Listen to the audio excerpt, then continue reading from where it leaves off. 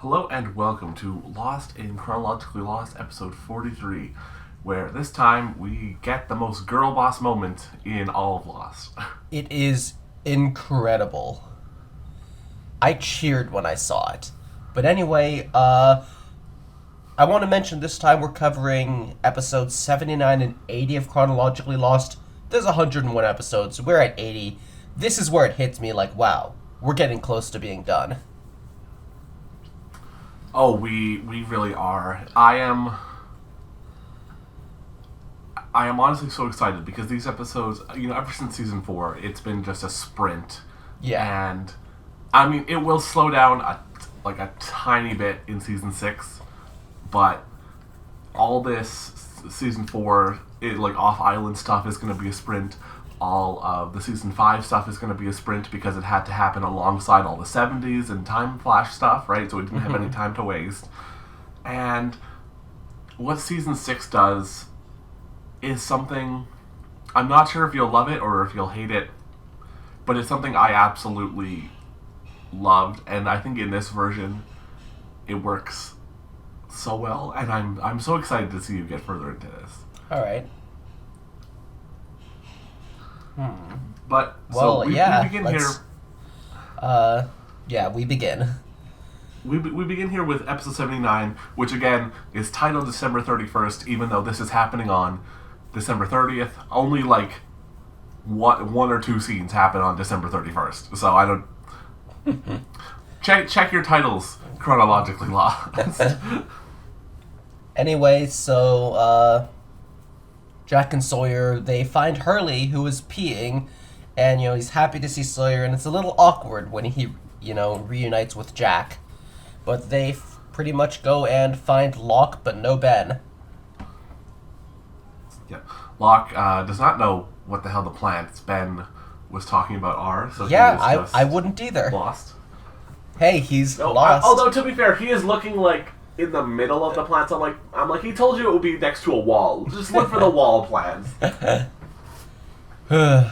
Well, Locke explains he's looking for a Dharma station below, and my first reaction is, oh my god, will you tell Jack the truth? I mean, to be fair, that is kind of the truth. Yeah, but I mean, all of the truth. Is he going to tell him he's going to move the island? Or is he just going to pull a Locke? And anyway, Jack is just like, fuck off, we're leaving. But we find out it's going to be tricky to get back to the chopper because the mercenaries are taking Ben back there. Yeah. So then back on the boat, Desmond is examining the bomb. He said he did 6 months of ordnance disposal in the military, which, as he says, is just enough time to blow yourself up. And he just goes through, here's this tripwire, this radio receiver, here's this dummy wire, and here's a bunch of reasons that if we try to do anything, it will blow up. Yeah, which is just... Damn, bro, that sucks. Yeah, you're kind of fucked. Anyway, meanwhile, we see Kimi talking to Ben, wondering why he's so important. And they make it back to the chopper, and Kate runs out, and I immediately called, okay, this is a trick. Kate wouldn't have gotten away from the others on her own. No, this is all a trick. They decided to work together. Yeah, I mean, to be fair, they did make it look pretty believable. Yeah. I mean, it was a good trick. They did a good job. Yeah. So yeah, she's like, oh, I'm being chased by the others. And so Kimi's like, okay, let's send my men out one by one so they can be taken down individually. This is like... Which is...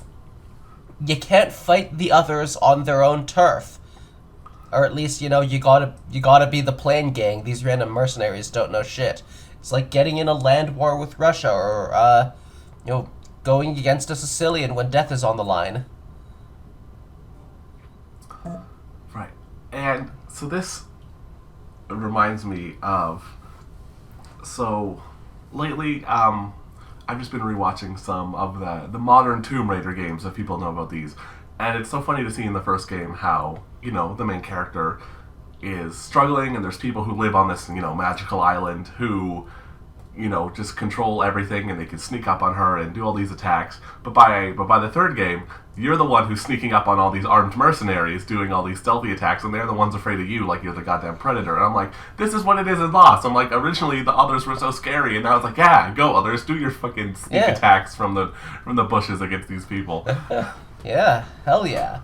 They get someone, they break their neck, they shoot them, someone gets a shock dart in the neck, and Kate's like, run, Ben. And there's a grenade. Kimi kicks the grenade toward his soldier. Like, if it wasn't clear that Kimi's a villain. But I feel like the shrapnel should have killed him too. But anyway, they start chasing and... Well, no, he ducked behind a rock afterwards. He did? So. Alright, well, the action was very fast. The rock saves him. Okay. Anyway, so Kate and Ben are running. I should note, Ben trips. Oh, of course. I didn't note that one, but yes, it did happen. Yeah, and then we get a pretty cool fight sequence. I completely forgot this happened between Saeed and Kimi. I mean, I don't want to go play by play because, we can't do it justice describing it, but it had a lot of exciting moves back and forth. And I like when Kimi got stabbed. That's the important part. I like when Kimi was going for a gun and Saeed just went for a big stick, And and then it ends with Richard shooting. Yeah. But we know Kimi is pretty much playing dead here. Yes, because it honestly, seems pretty obvious he had body armor. Yeah, he has body armor. That's okay. Should they have double tapped? Yes, but absolutely. But you know what? I'm just glad that it's body armor, because when he first came back, I was like, don't tell me Magic Island healed him. Yeah, no. See, I've also just been rewatching all the Scream movies for the new Scream movie that's coming out. At the time we're recording, it'll be months gone when this comes out. Yeah. As I say, learn from Sidney Prescott. Always double tap the killer, no matter what. Yeah. Even if they're lying there dead, just give them another shot to the head. Yeah. Although, to be fair, in this case, that would have been horrible, because then the boat would have immediately blown up. Yeah. Anyway, so I was thinking, they took him out. Should they not move the island? But no, Widmore still has his plans. Yep, so it turns out Kate and Saeed made a deal with the others. Hey, save Ben, and they get off the island. And then, at this point, it's just like, just leave, fine. Back when Ben made that deal with Jack, he was like, I need to manipulate this, you can't leave. At this point, he has had enough. I believe he is fully truthful when he is just like, fine. Yeah, I mean, he's planning to move the island. To be fair, maybe he's like, maybe he would have moved the island before they were able to leave. But you know what? But he even knows that once they leave, the island's going to move and they're not going to be able to get back. So. Yeah, well, he's not going to... I think, he knows that he won't be able to get back. Right, but how are... Well, I think that the thing is, when he didn't want to let Jack leave, it was about maintaining his position as leader and, coming off as strong. And I think he can't prioritize that anymore because he knows he'll have to leave the island. Okay, yeah, you're right about that. Yeah. Anyway, Then Hurley asks about Claire. He's like, where's Claire? And they're like, we don't know. We get some stuff with Claire these episodes, and, I mean, you know how I've spent, most of this show asking where the fuck is Sun? Yep. Where the fuck is Claire? I mean, you see where she is. Okay, she's on the island. Did she get time traveled? I believe the answer to that is no. But then, so she's just... Okay, so she's just been chilling in the present.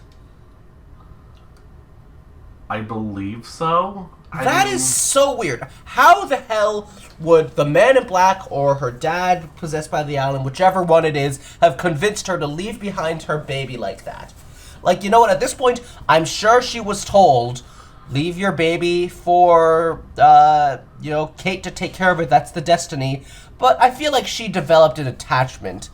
I don't know, it's pretty crazy. I feel like I needed to have seen her side of this. Yeah, let me tell you, when it comes to Claire for the second half of the show, nothing in her subplot makes sense. Lost a moment. Just things happen, and then you just deal with it. Well, I guess I will have to deal with it. Maybe, you know what? maybe she's with Sun. In fact, that is, like, genuinely possible. Anyway, Locke wants... Okay, wait.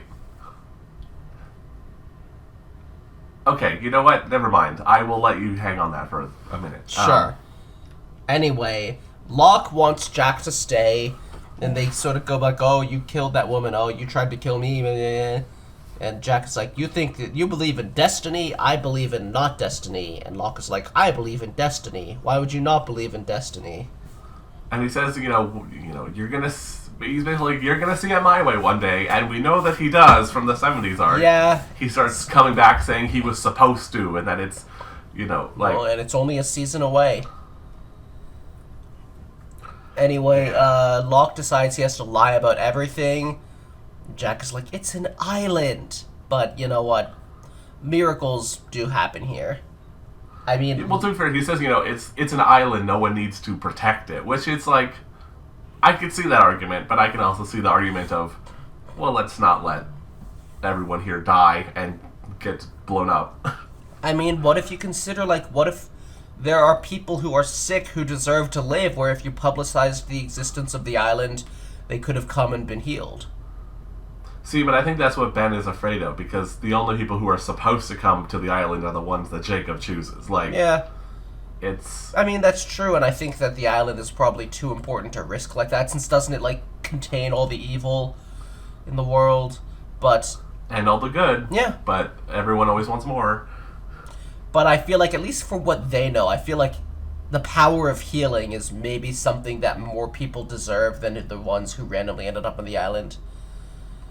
But it's also like, does that healing continue after they've left, or would they just have to live there the rest of their lives? Well, I think that's a choice some people can make.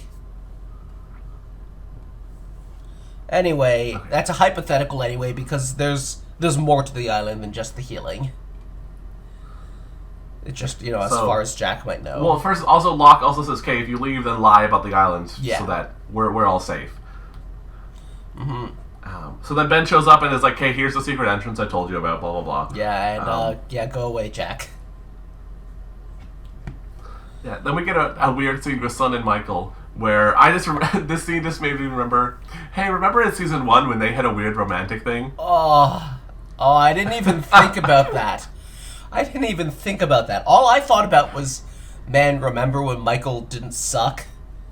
Because, it's like, oh, I feel like this is her remembering that they were once friends and saying, like, I'm pregnant, and he was happy for her, and he was, like, happy for her in a way where it's like, for a moment, they could forget everything bad he did. But... Yeah. So his plan is to freeze the bomb to stop it from going off as long as it's frozen. So, here's what I would have done. I would have frozen the bomb, and then I would have chucked it out the window. It's too big to check out the window. You see that while it's frozen, Desmond is trying to dismantle it, but he can't. He can't figure out how to do it. Is it, like, attached to the table? Like, yeah, I'm not gonna, like... It's rigged up to the whole room. I thought it was, like, on a table. I thought, like, you could just pick it up. It is, but it's, like, huge. It's... Like, put it on a cart. Put it on a cart. Get, like, a few people... They can't move it without blowing it up. Okay, but if it's frozen... They only froze the battery. Yes, and the battery is what causes it to... You know what? Anyway... No, the battery is what causes it to explode when the radio transmitter gets sent. It's not... But if you pull one of the trip wires or something, it's still gonna just explode. I think you can move it. Anyway, Daniel is bringing the boat back, talking with Juliet, and I'm just thinking, like, yeah, Daniel's whole squad is not leaving the island, so... Mm-hmm. And we get Rose getting mad at Miles for eating some peanuts without permission. Yeah. And then Miles saying no. He kind of, like, convinces Charlotte to stay by being weird and cryptic. Yeah, it's just like, you were... I mean, we know she was born here, yeah. Yeah. So, Ben and Locke arrive at the real Orchid, and Locke, watches the orientation video, which is just like, yep, it's time travel. Yep. It is Pierre Chang's alias for this one is Edgar Halowax. Right, and I noticed later when Ben puts on a coat, that coat has the name Halowax on it. Yep. Yeah, they really made, like, you know, they like, stitched in names for his fake names, huh? Yeah. So, and obviously, and you know, the video also says, make sure not to put anything metal in the container. The of course, cut to Ben throwing everything metal into the container. Anyway, you know, and Locke is calls like, the well, elevator. I like how, like, Locke is like, is all of that legit? And Ben is just like, yes, there's time-traveling bunnies. But yeah, Kimi is coming down. Meanwhile, the other part of the gang makes it back to the chopper, and we get this little bit where, like, Kate is checking on Jack's wound, and you can sort of see Sawyer being a little jealous or just, like, thinking about how Kate cares about Jack. And so meanwhile, he tries to hack the handcuffs off of Frank. And he does, successfully. Yeah, good job. And Hurley mentions he does want to come back and check for Claire. We know that's going to happen. Yeah, so, you know, then Kimi arrives at the Orchid, and he explains that the magical radio thing on his arm is a dead man switch, that when he dies, the bomb will go off. Yep. So... And then Locke comes out, and Locke... Because, you know, Locke isn't his enemy necessarily, so Locke's like, we have no conflict, please don't kill the boat people. And then Ben pops out, starts hitting him, grabs his knife, stabs him in the throat. Yep. Which it's like, you know what? You did just blow up that boat, but... I mean, I get it, he killed your daughter. I get it, you know. Fair. As Ben says later, that was a decision of emotion. Mm-hmm.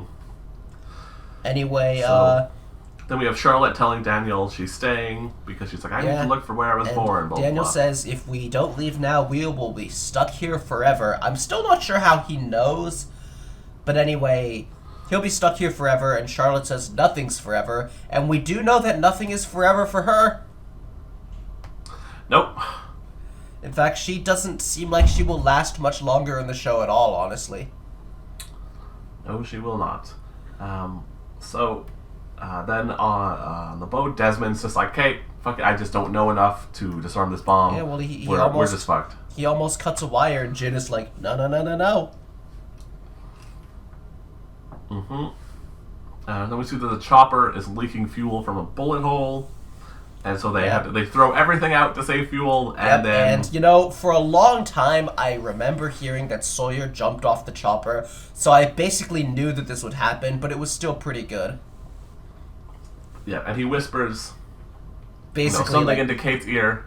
He has a daughter. To me, the subtitles gave me the second half of it, which was. I think they did, but I don't remember what it was. Yeah, I mean, you saw Kate go visit Cassie. I figured it'd be Yeah, the message is, I believe, I have a daughter in Albuquerque. Tell her I'm sorry. Mm-hmm. Like.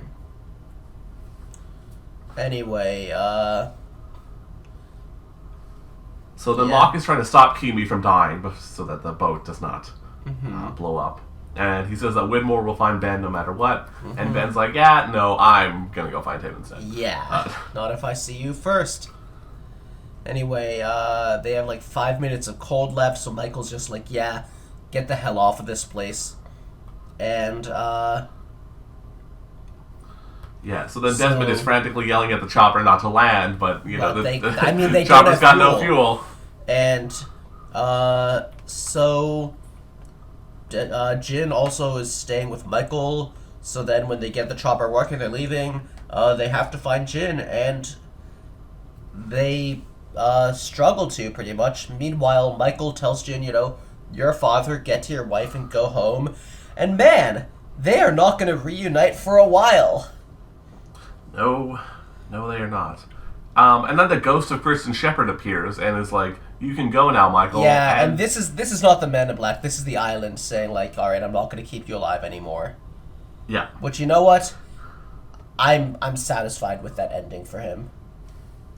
Yeah, and then the boat blows up, and we get just, like, Sun screaming for a full minute. Yeah, that is really, really messed up that, like, Sun believes Jin is dead. The viewer probably believes Jin is dead, but I'm sure soon in Season 5... we get, him going to the Rousseau flashback. Yeah. And, I mean, man, now them being separated is hitting me even more. Ugh. And, So, meanwhile, Ben blows up the Orchid Chamber to reveal the hidden passage down to the real Orchid Station, which, as we will see, is the donkey wheel. Yeah, I mean, I think I pretty much knew that was coming. Yeah. Anyway, also, there was something I wanted to mention, and now I remember what it is. We know that Jin just washes up on the shore in the island, so because of that, like, if the helicopter did just go back towards the water, they could have found him and picked him up. They just had no way of knowing. Yes, I believe the idea is that he was blown away from the boat and, like, towards the island, I guess. That put him in range Survived of that, the wow. teleporting thing. Damn. It's very convoluted, and we just have to accept it. Yep. Anyway, so then Sawyer gets back to the island, and, yeah, he's like, oh, yay, we're all celebrating. And Juliet's like, no, we're not. Yeah. That is messed up, but you know what? It's nice to see them together, since they will end up as a pair. Mm-hmm. Anyway, Ben basically says, I'm supposed to suffer the consequences. If I move the island, I can never come back. It's like, you go meet Richard, be the leader. Here's the thing. So, later, Christian tells Locke, you were supposed to turn the wheel, but is that Christian the island or the man in black? That's the man in black. Okay, that's good. I was definitely not under the impression of that at the time. Like, every time we've referred back to that being the case, I thought it was like, oh, it was the island's purpose for him that he had to do it, but okay, it was the man in black's purpose for him. But, yeah, I guess I just was hoping it was the man in black, because it would make no sense if it was the island, since the man in black was the one who told him in the first place he had to do it. Yeah. So, yeah, here, Locke is now the leader of the others. I know you've been waiting and waiting for that, and here it is. I wonder how long we'll actually get to see it, since the time travel's going to be starting. Well, yeah. Once the island moves, that's when the whole time flash. So started. Basically, we see none of it. Like, is the next time that you're supposed to see Locke when he saves some of them? I forget who, from some of the 50s others, throwing a knife into one of them's back. Yep. Well, I mean, season 5 Locke is really cool. Yeah. So. Yeah, Locke arrives at the camp, and Richard's like, hey, welcome home, you're the leader now. We love you. Yeah, and then Ben gets to the wheel, and after he tries to climb down a ladder, and it breaks. Why is this place so cold now? Is that like a post-nuke thing? I believe it's to explain why they used polar bears for this. Okay, so let me go into a whole explanation here. Oh boy. So, as we'll see later in the next episode, Ben just wakes up in Tunisia, like a year later. Yeah. I mean, obviously you don't know it's Tunisia because it's a desert, but let me just tell you now, it's Tunisia. It's, and, we saw earlier Charlotte was investigating ruins in Tunisia, and she found a polar bear Dharma thing, right? Yeah. So it's like, oh, they used a polar bear to test it out, right? I guess it's just to explain that. Like they had the polar bear turn the wheel. Yeah. And the wheel was pretty hard to pull, so I think you would need polar bear strength. So, you know what? It makes sense. Yeah, and also the reason that they picked Tunisia. Okay, so here's the real reason that the writers picked Tunisia is that when you look at a globe. I think you've told me it's at the opposite point. It's at the exact opposite point of like just the South Pacific. But tying back into the whole Jacob Man in Black backstory, and how the people they came from were speaking Latin, and how the Man in Black's like, he just knows that this would send him home. That's like, I wonder if there was any large Latin-speaking community in Tunisia. So, basically, they're from Carthage. They're the Carthaginians. That's... Okay. It's never said in canon, but that's my head canon. I think that's it fine. adds up. You know, wasn't Star Wars filmed in Tunisia? Some of it. Yeah. Anyway... Maybe that was Morocco, I forget.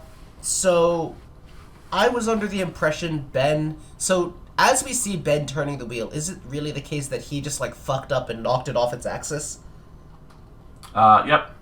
Or maybe the ice did after so long, or whatever. You know what? My whole thought watching this was, this is so frozen, so messed up, I don't even blame you.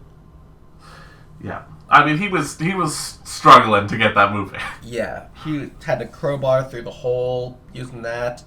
Anyway, weird techno noises are heard all across the island, even on the chopper. We kind of see, like, oh yeah, the ones on Daniel's boat are going to get stuck, but the chopper won't. Yeah, and then the island moves. Yeah. And this has happened many times before, but I hate how when a bright light happens, it doesn't look like a real bright light. It looks like they just turn up the brightness to a max. And, but the island disappearing is cool. I like that you see a little wave. Like, just a little one. And also, after... I still can't believe that after this, there was people who still thought everything would be explained with science. Like, bro, they just magically teleported a giant island. How the hell do you explain the smoke monster with science? Like, they clearly should have been past that. Yeah. Okay, and here's a weird thing, too. I saw some people complain. There's some complaints being like, how come if you moved a landmass the size of an island away, there wouldn't just be a small wave. There would be huge crashing waves, tsunamis. I was intentionally making a joke when I said that, because it's magic. It doesn't matter.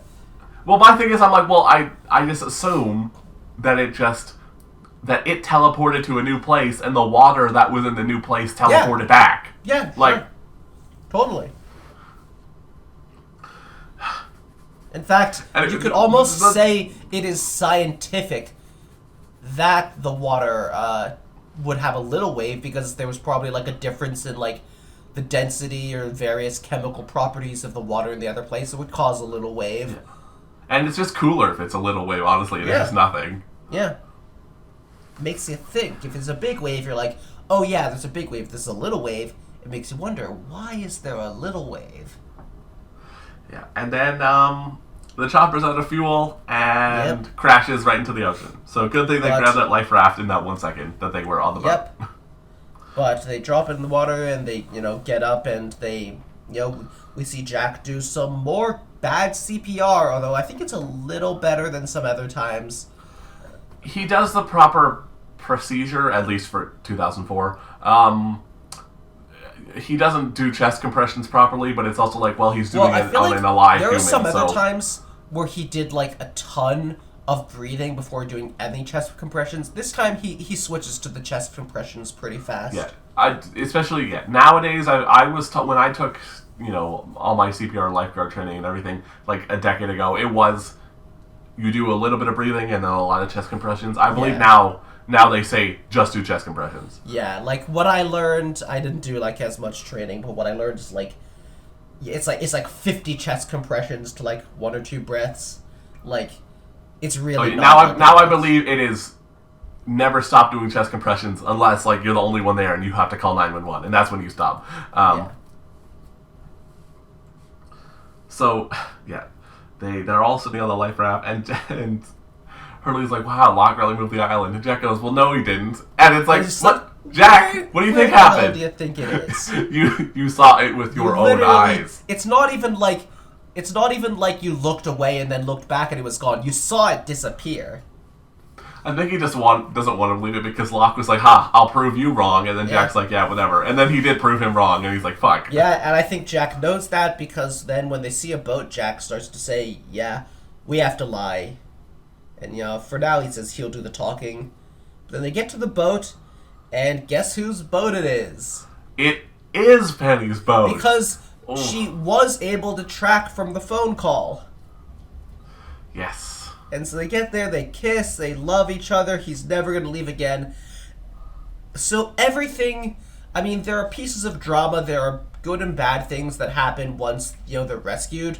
But I think the main feeling of, like, this entire arc, the flash forwards and just whatever since season 5, it's catharsis. It's so nice just to see some of them get rescued after, for people watching it was 4 seasons. For us, it's been 79 episodes, Yeah. most of which are longer than normal episodes. Like And It's been a trip. it's like they just get a kind of respect and appreciation, where even if that respect and appreciation comes without knowledge of what really happened, it's still respect and appreciation. Like, and you know what? I like attention, so when they're getting press conferences, I'm just like, nice. I'm sure some people would prefer privacy, and I respect that, but I think it's cool. yes. Anyway, yeah, episode 80, January to October 2005. We're moving Yeah. back to the covering huge time frames. like Now, I here's said the thing. last time, This I like that we're getting back into, like, the chronologically lost structuring. Yeah, so here's a thing with this is, so many. This episode is basically every scene that you see is from a different episode from the scene before or after it. Yeah. To the point I where I am not even going to attempt to try and tell you where they're from. I'm just not. There's a few key ones where, like, I have a guess or something to say, but we don't need to be exhaustive here. You can guess. I probably won't even know if you're right or wrong. Like Yeah, I just think- I saw how many different episodes were spliced in here, and I just went, yeah, okay, I give up. Yeah, sure. I mean, there's literally a point near the start here where, like, well, let's go in order. Okay, so Jack and Kate talk about, what they're gonna do, and Kate says, yeah, I'm gonna raise Aaron. I'm just kind of wondering, how are they feeding Aaron right now? I mean, if in a scenario like this where you don't have any because I assume this boat does not have any formula. Yeah. I'm sure it's safe, like at least somewhat safe to just give babies like milk or like some food. I mean, Aaron's like what, 3 months now. Yeah. I don't know how to raise children, but can they eat like mushed up fruit at that point or something? Like, You know what? It's better than nothing. yeah, and it only has to happen for the few days they're on the boat before they get rescued. Yep. Anyway, I'm kind of wondering, like, does she get a pardon? Because, you know what I mean? Oh, don't worry, they'll deal with that. They'll Okay, deal with they it. will. I'm just seeing things in a weird order. I thought it would have come up this episode, but they will deal with it. Okay. Anyway, they talk about, oh man, Sawyer's gone. Not dead, but gone. And Kate's like, I need everyone to lie. Are you with me? And she's like, I've always been with you. Which is true, except for when Jack leaves her behind. Or when she runs off to Sawyer. Oh, yeah. Anyway, So Hurley is the one who is most against this Yeah. lie. and this one I think felt like a flash forward just because it's like they talk about what they, or I don't know if this one, but one of these is like they talk about agreeing on what they need to do, and it's like it's so like vague about what they're actually gonna do. Yeah, it's just because I think this was then cut next, and then the next cut was to the press conference where you see them actually lying. No, there's a bit before that. Yeah, Anyway, but you see that was Originally. yeah, that was cut. Okay. Anyway, Anyway, it's all meshed up. well, I'm not sure what's what, because now there's some stuff that talks with a lie, because Hurley asks why Penny can't ask her dad to just stop, and no, you can't. And Hurley wants to tell the truth, but if he's the only one who does it, they'll think he's crazy. And Saeed is like, sorry, dude, we don't have a better choice. And Hurley says someday Saeed will need his help, and he won't get it. To me, that was someday all of them will need his help, and he's not gonna give it. Like, I don't know. Does that come true? I feel like that is not the attitude I see Hurley with during the time travel arc. Maybe it comes true before they come back to the island. I don't even know. I can't even remember if it does. It felt like that was not how Hurley was acting in the rest of the scenes. Yeah, so they're gonna fake a rescue from a different island.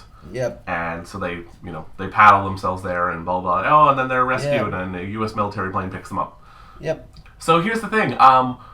It took them 100 days to get rescued, like really, to Penny's boat. But with all the stuff on Penny's boat and getting to that other island, it took them 108 days officially to be rescued. Hey.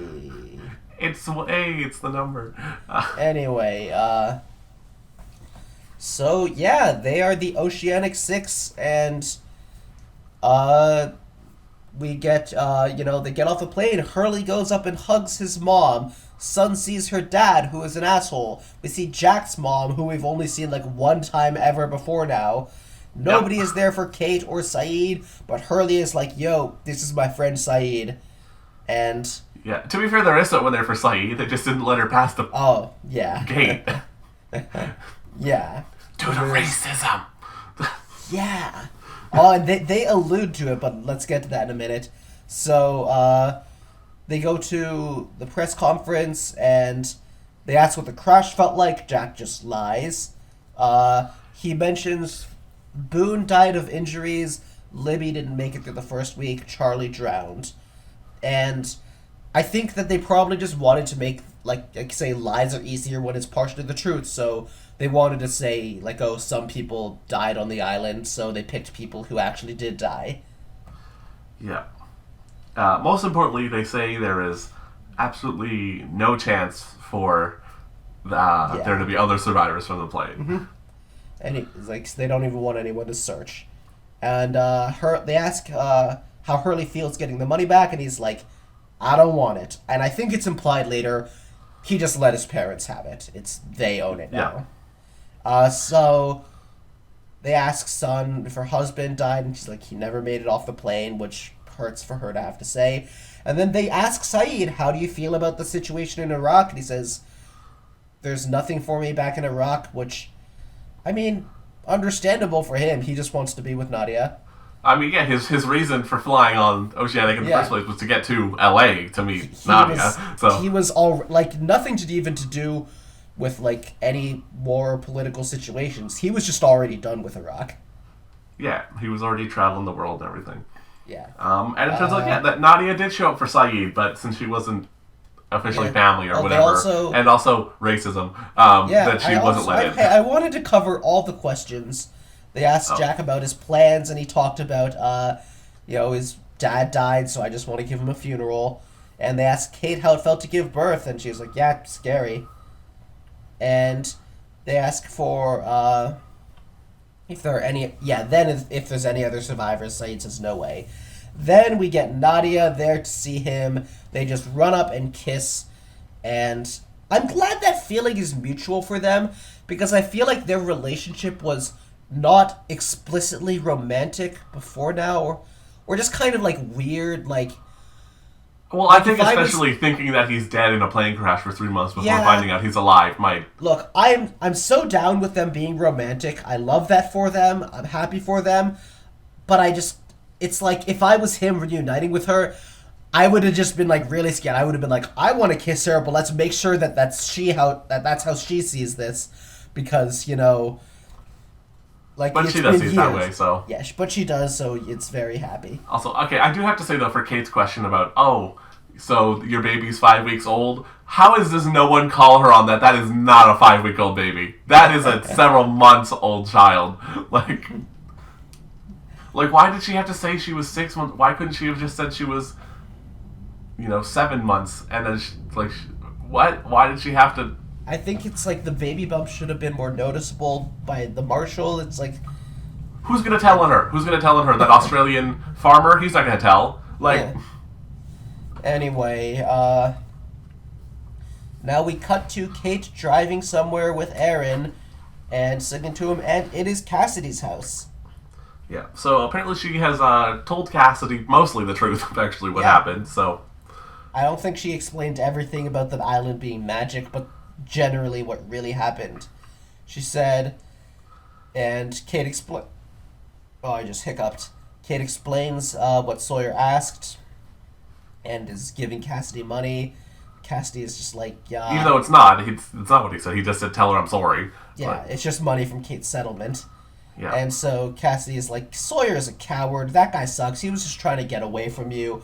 And I think that being scared of the real world was probably some factor for Sawyer, and maybe thinking that Kate should be with Jack was also some factor. There's been talk of that, how Jack is better in the normal world. But I think he also just did want to... I mean, like, we saw what was happening on the helicopter. They literally did need to lose weight. Okay, but also, we know from the 70s arc, maybe you've forgotten, again, it has been quite some time, where he kind of admits, he's like, hey, I wasn't prepared to be your boyfriend as much as I wasn't prepared to be Clementine's father. Like, that's just not who I am. So it's like, it kind of was he was avoiding his Yeah, I think it wouldn't have even come up for him if they didn't have to lose weight on the helicopter. I think if it did come to that, he probably... Well, you're right, but thing is, they did have to lose weight, and he chose to jump. Look, I'm just saying, if he ended up being rescued, I think he would have ended up breaking up with Kate out of self-pity, and he would have not gone to see Cassidy. No, he absolutely wouldn't have. Yeah. Anyway, and then Cassidy can tell that Aaron is not Kate's, because, I mean, obviously... And I kind of get how resentful and calling them out Cassidy is here, because she is like, Sawyer is literally the deadbeat dad and betrayed her. Yeah, I mean, to be fair, Sawyer did give his daughter, like, what, 100,000 something, but she doesn't know that. Yeah. I'm sure that will come up in a fun way eventually. It won't. Oh. Well, I mean, she's not going to get it till she's 18, and let me tell you, the story's not going on for that long. Anyway, then we get then we have the girl boss scene. Yes, she goes to her dad's office. She's like, "You hated Jin. You don't give a shit about my baby." Well, first, as she walks up, we hear Mr. Pike arguing with people, being like, "I don't know who it is. Someone bought a controlling share using 5 different banks and blah blah blah blah blah." And then, Sun just shows up. I hate you. I got money from a settlement. I bought your company. And she's like, and I'm like, wow, you got that much money from the settlement? That's got to be a lot. Well, I have to think, one, she was probably, rich beforehand. True. 2, she would have gotten her survivor money, which is implied to be a fuck ton. And she also would have gotten her settlement money for her husband dying. So she would have gotten a lot. Oh, yeah, true. And there's more than one layer to that, I forgot. Yeah. Anyway, she's like, you ruined Jin's life. We were on that plane because of you. So I'm going to have this baby, and then we're going to discuss what we do with our company. It was absolutely triumphant. Well, especially because she says, there's 2 people I blame for his death, and you're one of them. So this is my revenge on you, and I'm going to go have my baby and then get my other revenge. Yeah. Anyway, so then Harley comes home. Meanwhile, he's at his mansion, and... it's a little empty, a little suspicious. There's a coconut. He hears the whispers. Yeah. And it turns out his parents are just throwing a terribly themed party. Yeah. And, I love that. I love when he's holding the Jesus statue as a weapon. She's like, Jesus Christ is not a weapon. His mom shows up so rarely, but she's honestly one of the funniest characters in the show. Yeah. And, so everyone is there except for Jack. Yeah. Nadia and Saeed are there, and it's an island-themed party because his mom doesn't quite get it. Yeah. And his dad has a present for him. It's something he got before Hurley gave him the money. It's the car, and he's worked on it as a memorial, and he's giving it to Hurley. And the speedometer has the numbers. Yeah. And Hurley was so excited for this, too. And then he gets in, and he sees the numbers, and he just... He literally just runs away. Yeah. I hope he finds some resolution to all of this. But I guess, he wasn't supposed to leave the island, so I guess that's why it's still happening. Yeah. So then we have Jack at the sort of funeral for his father, giving a eulogy, which, like he says, is probably a better eulogy than the one he came up with originally. In the end, it's really just about, goodbye, Dad, I loved you, I miss you.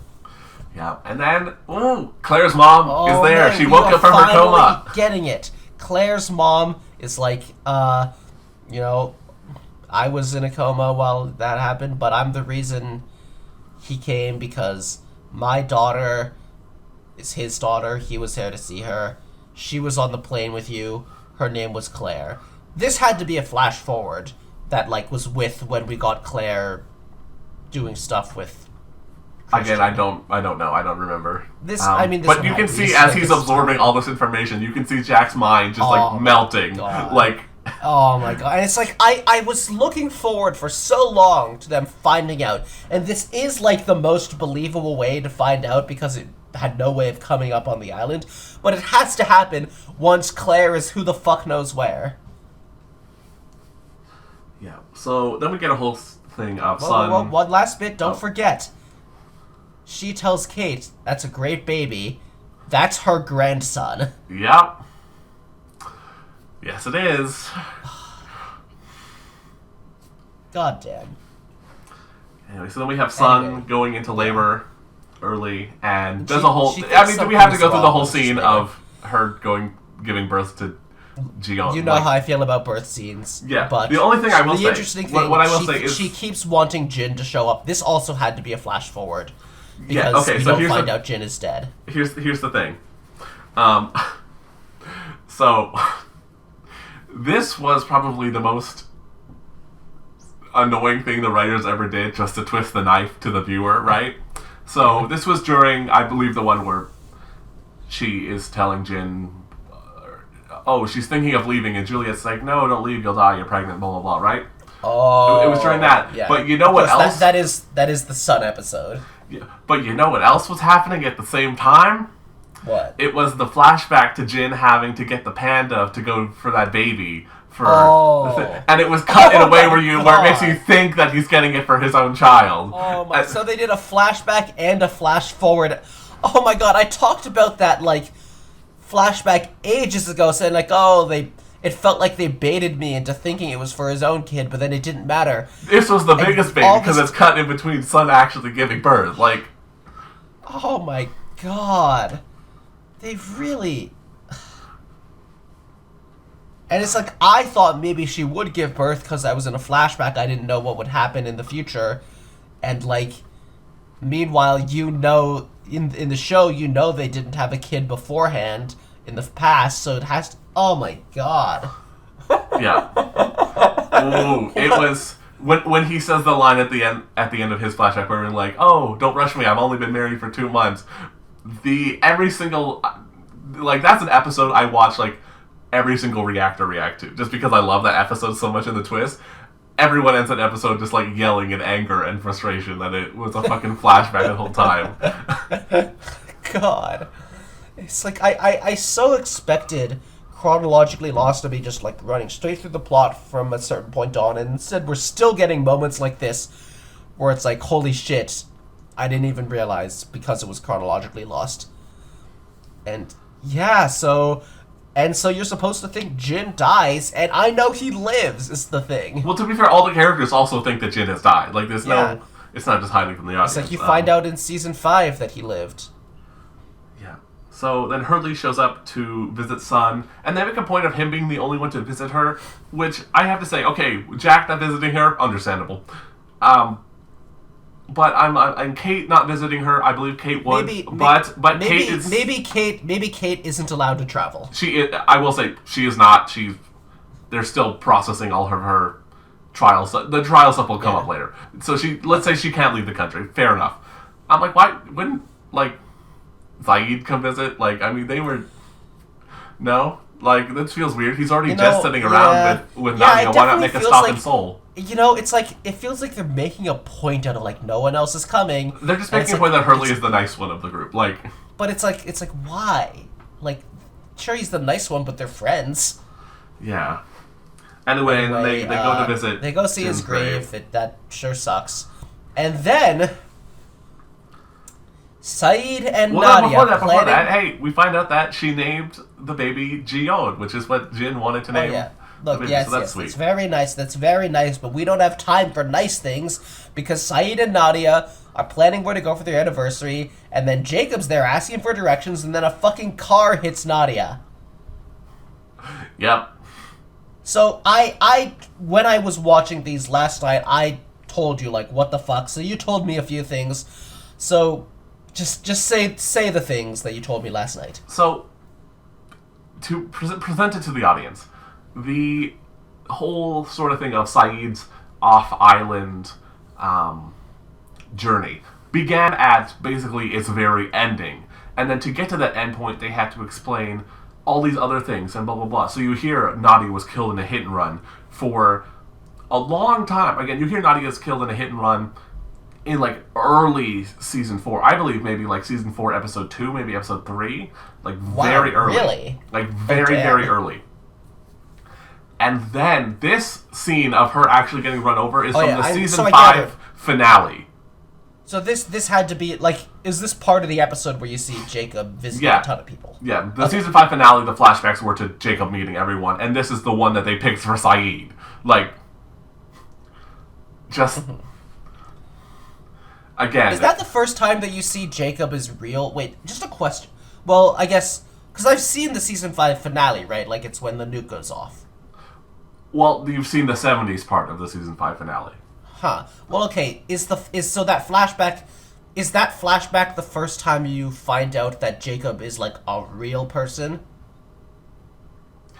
I guess so.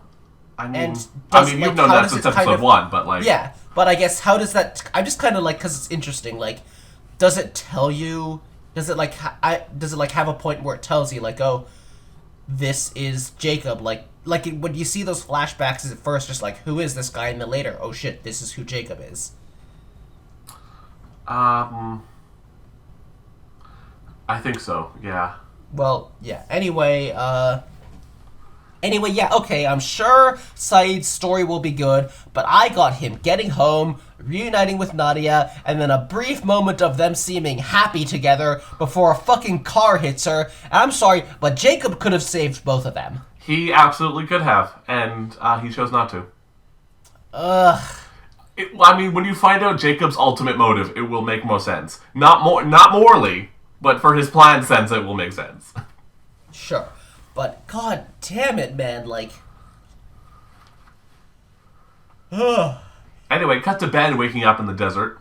So he has transported 10 months into the future. I'm just happy that there is more Ben plot, because I think Ben, like, moving the island, having to leave it, I think what Ben does now just feels like it will be really interesting. Yeah, so then some Bedouins show up, and he kills them and takes their horse. You know, he's like, oh, this in my pocket, this is nothing. Never mind, it's a fucking knife. I'm stabbing one and then... What's a baton? Shooting... Oh, it's a baton? Okay, well, I'm hitting one, getting his gun, shooting the other, and then it's like, guy says surrender. He's like, oh, now you speak English. Yeah. But yeah, I think that, like, you know, Ben is somebody who has very literally lost everything.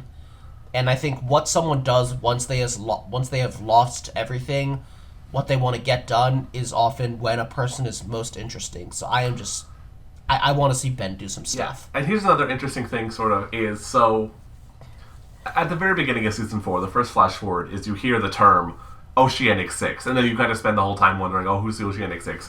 And when it's also eventually revealed that one of them is a baby, it's like, well, that's basically a non-character. It's just there to be a plot device. So it's basically like, oh, there's 5 people. But then you add in Desmond has come back, and then you add in Ben has come back from turning the wheel. Like, it helps to throw more characters into the real world mix, as opposed to just having so many still trapped on the island. Yeah. The next episodes we're covering are...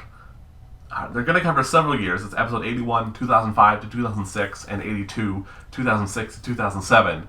So, what off-island shenanigans do you want to see happen? What other things do you want to see happen to these people now that they're off the island? I don't know how to guess. Not guess, just like, what do you want to see? I want to see. I don't think I can see any like Claire and Jack being sibling stuff. I think that we're gonna have to wait for. Claire's on that island. Yep, and I don't think Jack would tell her mom anything. I mean, more. I feel like you could do more with Cassidy than just this. Whatever the hell Saeed is doing, I want to see Hurley, make up with his dad and be happy. I want to see you've already seen that. That's what that car scene is.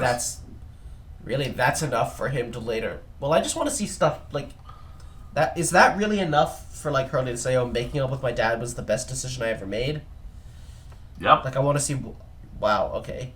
Well, I want to see Hurley figure out numbers. Maybe Hurley's arc is just the numbers making him are what make him think he has to go back to the island. Oh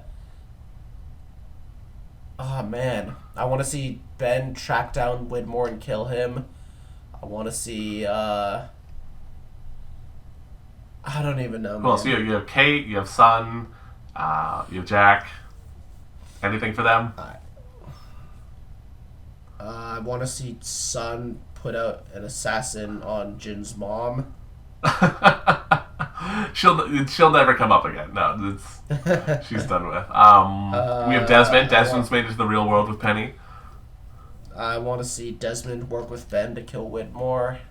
I don't know what's gonna happen. Well, yeah, obviously you don't know. I just wanted to see like what are your like wish fulfillment things to happen now that they've made it out. Wish fulfillment. Yeah. I want to see. I mean, Jack and Kate should get together. They should. I don't think they were together during the 70s. No, they were not. I want to see Kate get pardoned, but I really have no idea. I mean, wasn't it like... So, they will deal with her legal issues. Saeed was Saeed not like a prisoner in some sense on the next flight? Like how when they get to the 70s? Something was going on there. Yes. But I believe... See, when they talked about changing the timeline, I believe there was a conversation like Kate would be in handcuffs because Kate would be, taken to jail by the marshal, but that was for the first flight, not for the second one. Yes, Saeed was the one in handcuffs for the second flight. So I do believe they find some solution to Kate, but I have no idea why they would decide to pardon her or give her some kind of bargain. Like, I get that she has a baby to take care of, but it's still... I don't know. Yeah. Well, then I think that is it, and I hope you will join us next time.